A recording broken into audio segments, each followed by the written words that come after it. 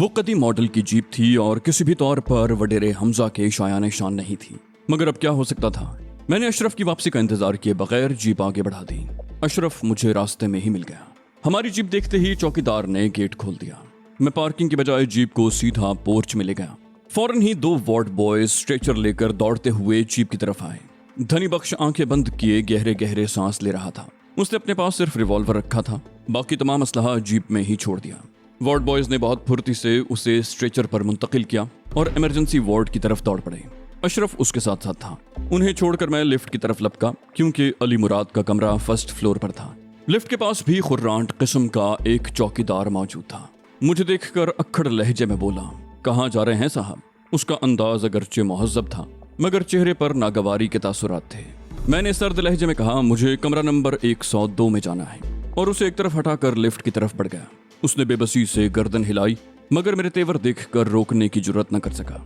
मैंने जानबूझकर कमरे का नंबर गलत बताया था। अली मुराद के कमरे का नंबर 109 था। मैं लिफ्ट से उतरकर यूं ही कॉरिडोर में दाखिल हुआ, मेरी नजर दूर से ही एक मुसल्ला शख्स पर पड़ी।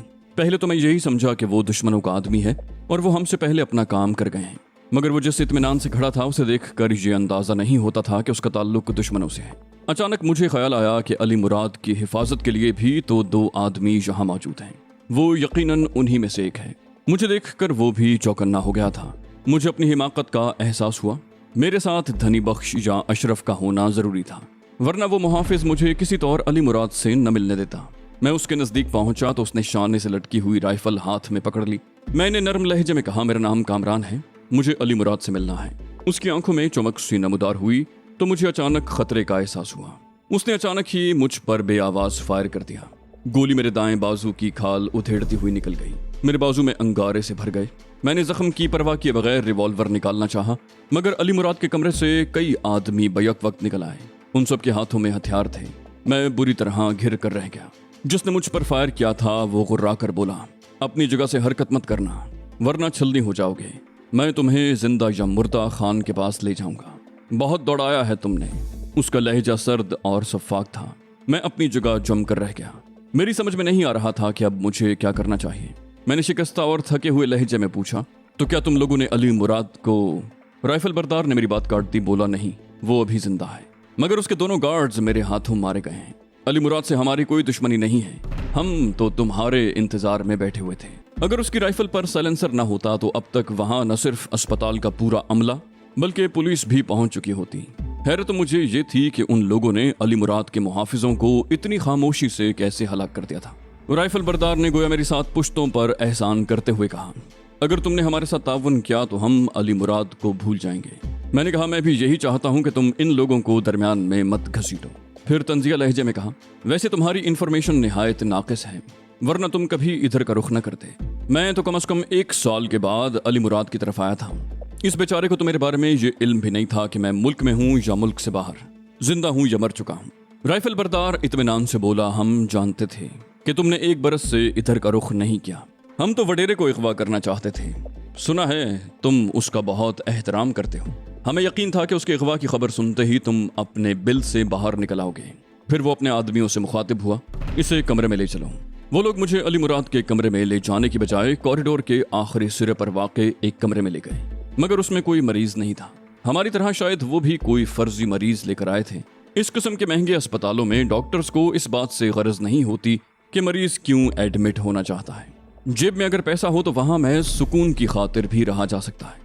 वो तादाद में 5 थे, जिनमें से 2 अली मुराद के कमरे में रह गए थे। बकिया 3 मुझे गन पॉइंट पर इस कमरे में ले गए थे। मैंने गुस्सा जब्त करते हुए पूछा, तुम लोग आखिर हो कौन और मुझसे क्या चाहते हो? मेरे जख्म से मुसलसल खून बह रहा था। मेरी आस्तीन भी खून में तर हो गई थी और उसकी बूंदें अब कारपेट को दागदार कर रही थीं। राइफल बरदार ने मजे का खेज लहजे में कहा, इतने भोले मत बनो, तुम्हें अच्छी तरह मालूम है कि हम कौन हैं। मैंने बेनियाजी का मुजाहरा किया, कहा, मेरे दुश्मन तो बेशुमार हैं। अब मैं हर एक को तो याद रखने से रहा। मेरी तलाश में तो न सिर्फ जराइम पेशा बल्कि सरकारी एजेंसियां भी मसरूफ हैं। वो बोला, तुम ये बताकर अगर मुझे मरूब करना चाह रहे हो तो इस खुश फहमी को दिल से निकाल दो।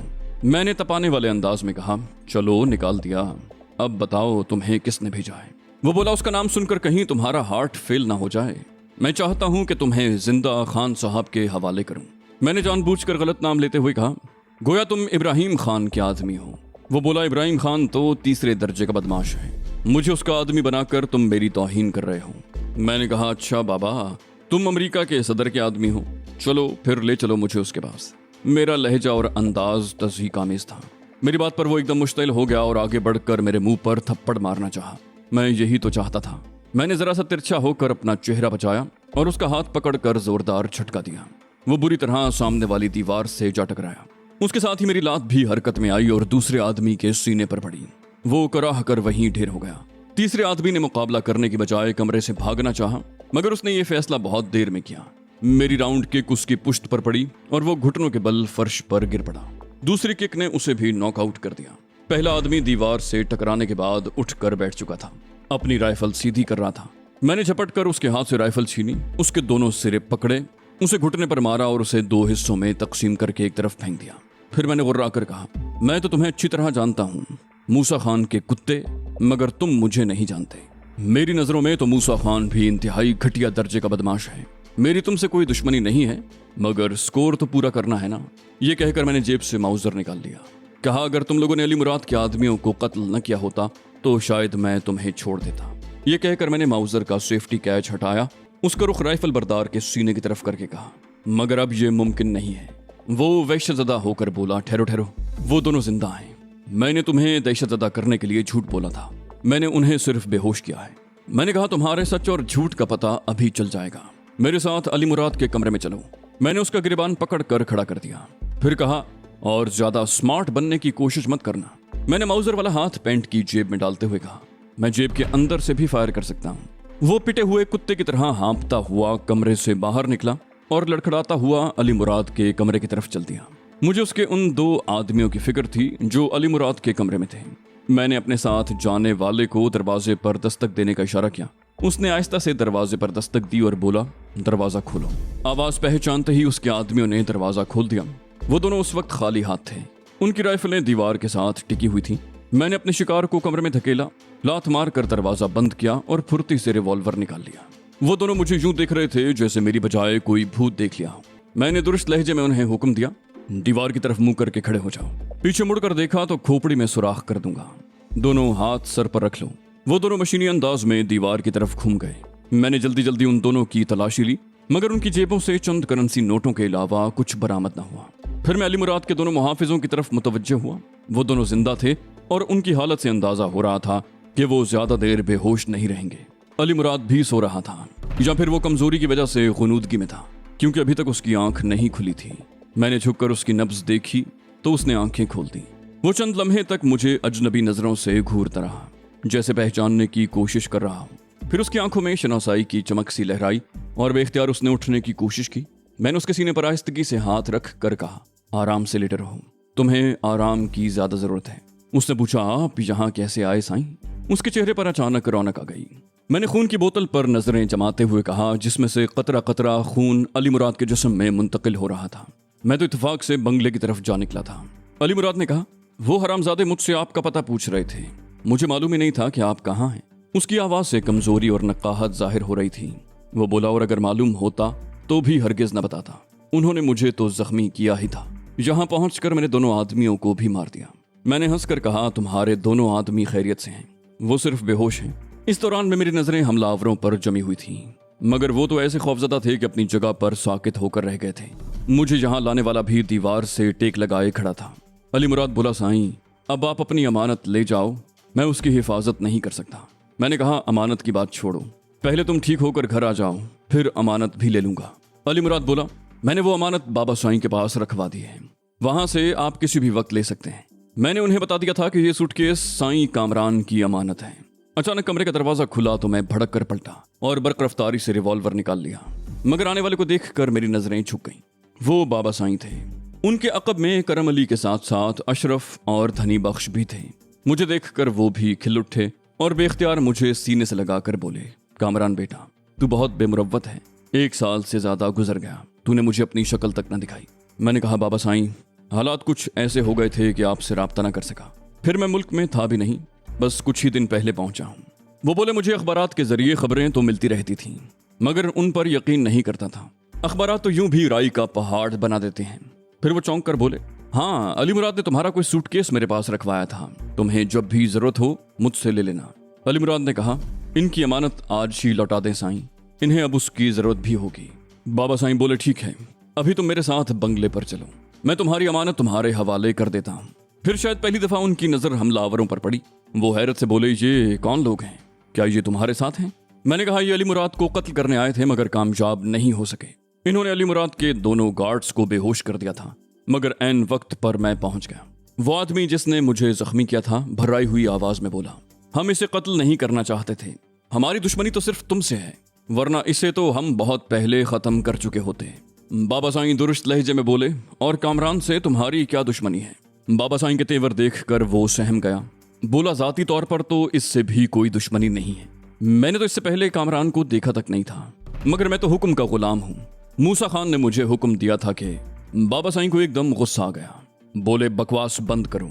फिर वो धनी बख्श से बोले, तुम और अशरफ यहीं अली मुराद के पास ठहरो और ध्यान रखना, अब यहाँ पर परिंदा भी पर न मारे। इन लोगों को मैं अपने साथ ले जा रहा हूँ। उन्होंने हमलावरों की तरफ इशारा किया। फिर बोले, मेरे कुत्ते कई दिन से भूखे हैं। वो दोनों गिड़गिड़ा कर बोले, हम पर रहम करें साईं, हम तो मूसा खान को भी नहीं जानते, हमें तो ये गुलाम अली लाया था। गोया उस आदमी का नाम गुलाम अली था जिसने मुझे जख्मी किया था। मैंने बाबा साईं को बताया कि दूसरे कमरे में भी इनके 2 साथी बेहोश पड़े हैं। बाबा साईं ने कहा, अब तुम उनकी फिक्र छोड़ दो, करम अली उनका बंदोबस्त कर देगा। फिर वो अली मुराद से मुखातिब हुए, तुम घबराना मत, मैं उस वक्त तक गोठ नहीं जाऊंगा जब तक तुम घर नहीं आ जाते। फिर वो मेरी तरफ घूमे, बोले, आओ कामरान, अब तुमसे बंगले पर चलकर बात होगी। बाबा साईं की मर्सिडीज पोर्च में मौजूद थी। ड्राइविंग सीट पर बैठा हुआ शख्स भी मेरे लिए अजनबी था। उसने बढ़कर बाबा साईं के लिए पिछली नशिस्त का दरवाजा खोल दिया। घर पहुंचने और कॉफी वगैरह पीने के बाद हम ड्राइंग रूम में बैठे हुए थे। बाबा साईं ने रकम का सूटकेस भी मेरे हवाले कर दिया था। फिर बोले, मेरा तो ख्याल है कामरान कि तुम अब यहीं रहो। मैंने कहा, बाबा साईं, मुझे यहाँ रहने में कोई एतराज नहीं है, मगर मैं आपको मजीद परेशान नहीं करना चाहता। हालात दुरुस्त हो गए तो मैं हमेशा यहीं रहूंगा। अभी तो मेरे साथी भी मेरा बेचैनी से इंतजार कर रहे होंगे, मैं बहुत जल्द वापस आऊंगा। वो बोले, फिर मैं ड्राइवर से कहता हूँ वो तुम्हें छोड़ आएगा। मैंने घड़ी देखते हुए कहा, मेरे पास गाड़ी है, मुझे घर से निकले हुए कई घंटे हो गए थे और अब सुबह होने वाली थी। बाबा साईं का ड्राइवर मेरी गाड़ी भी वहीं ले आया था। मैंने डिक्की खोलकर सूटकेस उसमें रखा और बाबा साईं से बगलगीर होकर बाहर निकल गया। सड़क पर दूध वालों, हॉकर्स और सब्जी की गाड़ियों की आमदोरफ्त शुरू हो चुकी थी। मैं बरक़ रफ्तारी से कुरंगी की तरफ उड़ा जा रहा था। मैंने ये ध्यान भी रखा था कि कोई मेरा ताक़ुब न करे। मेरा किसी ने भी ताक़ुब नहीं किया था। मैं जो ही उस गली के नुक्कड़ पर पहुंचा जहां हम लोग ठहरे हुए थे, मुझे पुलिस की 2 मोबाइल्स दिखाई दी। मैं गाड़ी को सीधा लेता हुआ वहां से कई गलियां आगे निकल गया। फिर एक महफूज मकाम पर गाड़ी पार्क करके मैं दोबारा पैदल वहां पहुंचा। गली के दोनों सिरों पर लोगों के ठट लगे हुए थे। मेरा दिल अनजाने वसवसों का शिकार हो गया, क्योंकि पुलिस की दोनों मोबाइल्स ऐन उस मकान के सामने खड़ी थी जिसमें हम मुकीम थे। मैंने वहां खड़े हुए एक शख्स से पूछा, यहाँ क्या हुआ है भाई? उसने गौर से मुझे देखा, फिर पुलिस वालों की तरफ देखते हुए बोला, इस मकान में किसी ने 2 आदमियों को कत्ल कर दिया है। दोनों ही बेचारे जवान थे। मेरा सर घूमने लगा, चक्कर सा आया। अगर मैं आगे बढ़कर दीवार का सहारा न लेता तो औंधे मुंह जमीन पर गिर जाता। तैमूर की मौत के तसव्वुर से ही मेरा दिल बैठा जा रहा था। मैंने बमुश्किल तमाम उसी आदमी से पूछा, ये कब की बात है? वो बोला, मैं तो सो रहा था, फायरिंग के शोर से मेरी आंख खुल गई। मैंने जल्दी से खिड़की खोली तो एक गाड़ी तेजी के साथ रिवर्स गियर में गली से बाहर निकल रही थी। ये शायद आधे घंटे पहले की बात है। फिर किसी ने पुलिस को इत्तला दे दी। पुलिस तो अभी अभी पहुंची है। इससे पहले मोहल्ले वालों ने किसी को इस मकान में नहीं घुसने दिया। मैंने एक मौहूम सी उम्मीद पर पूछा, आपने मरने वालों की शक्लें देखी थी? मैंने सोचा शायद वो कोई और हो। वो बोला, मैंने तुम्हें बताया तो कि 2 जवान थे, इतने जानदार थे कि उनके खून से पूरा कमरा तालाब बन गया था। मोहल्ले का एक लड़का बता रहा था कि वो फायरिंग होते ही वहां पहुंच गया था। उसने हमलावरों की शक्लें भी देखी थी, उनमें एक गोरा भी था। वो लोग अपना काम करके फुर्ती से फरार हो गए। मैं कई लम्हे तक गुमसुम खड़ा रहा। फिर पुलिस के एक एएसआई को इस तरफ आता देखकर संभल गया। वो हमारे नजदीक पहुंचा और किसी को मुखातिब किए बगैर बोला, मरने वालों के नाम तैमूर और इरफान थे, क्या तुम इन लोगों को जानते हो? मुझे एक दफा फिर चक्कर आया, मगर मैंने बमुश्किल तमाम खुद को गिरने से रोका और गौर करने लगा कि पुलिस ऑफिसर ने वही कुछ कहा है जो मैंने सुना है। मैंने आगे बढ़कर उससे कुछ पूछने का इरादा किया, मगर उसी वक्त मेरी गुद्दी से कोई ठोस चीज आ लगी और गुर्राती हुई सफ़ाक आवाज सुनाई दी, चुपचाप मेरे साथ चले आओ, वरना। उसने जुमला अधूरा छोड़कर मेरी गुद्दी पर दबाव बढ़ा दिया। फिर बोला, ये रिवॉल्वर बिल्कुल असली है और बेआवाज चलता है। मैं एक दफा सन्नाटे में रह गया। मैंने वो आवाज सिर्फ 2-3 मरतबा सुनी थी, मगर मैं उसे लाखों में शनाख्त कर सकता था। वो मेरा बदतरीन दुश्मन माइकल था। उसने मुझे हिदायत दी, दाईं तरफ मुड़कर सीधे निकल चलो। मैंने उसके कहने पर अमल किया और दाईं तरफ मुड़कर सीधा चलने लगा। सामने मुख्तसर सा एक मैदान था जहां कूड़ा करकट जमा था और जा बजा खुदरौ घास उगी हुई थी। मैदान के दूसरे सिरे पर भी वैसे ही छोटे छोटे 80 गज के क्वार्टर और पतली पतली गलियां थी। वहां भी गलियों के नुक्कड़ों पर लोग खड़े हुए गालिबन फायरिंग पर तबसरा कर रहे थे। माइकल बोला, मैं ये रिवॉल्वर जेब में रख रहा हूँ, मगर ज्यादा स्मार्ट मत बनना, वरना मैं जेब के अंदर से भी बिल्कुल दुरुस्त निशाना ले सकता हूँ। मैंने उसकी बात का कोई जवाब न दिया। मेरा जहन तो तैमूर और इरफान में उलझा हुआ था। उन दोनों की मौत के सदमे ने मेरा जहन मफलूज कर दिया था। फिर मुझे उस रकम का ख्याल भी था जो मेरी गाड़ी की डिग्गी में मौजूद थी।